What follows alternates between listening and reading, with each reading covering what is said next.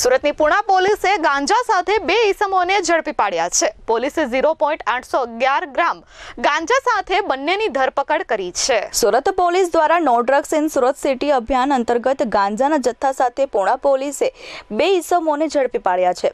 સુરતની પુણા પોલીસની ટીમ પેટ્રોલિંગમાં હતી તે દરમિયાન બાતમી મળી હતી કે પુણા ગામ વલ્લભનગર સોસાયટીમાં અવધેશ રાજપૂત તથા દીપક રજત નામના ઈસમો ઘરમાં ગાંજાનું વેચાણ કરે છે, જેથી પોલીસે બાતમીના આધારે રેડ કરતા બંને ઈસમો ગાંજાનું વેચાણ કરતા પકડાઈ ગયા હતા। પોલીસે 0.811 કિલોગ્રામ ગાંજા સાથે બંનેની ધરપકડ કરી છે। પકડાયેલ ગાંજાની કિંમત 8,000 કરતાં વધુ હોવાનું સામે આવ્યું છે। આ ગાંજાનો જથ્થો તેઓ ક્યાંથી લાવ્યા હતા, કોણે આપવાના હતા તે અંગે તેમણે જણાવ્યું હતું કે પ્રાંશુ ઉર્ફે પુષ્પેન્દ્ર નામના ઈસમ પાસેથી આ ગાંજો લાવ્યા હતા। હાલ પોલીસે પ્રાંશુને વોન્ટેડ જાહેર કરી કાયદેસરની કાર્યવાહી હાથ ધરી છે।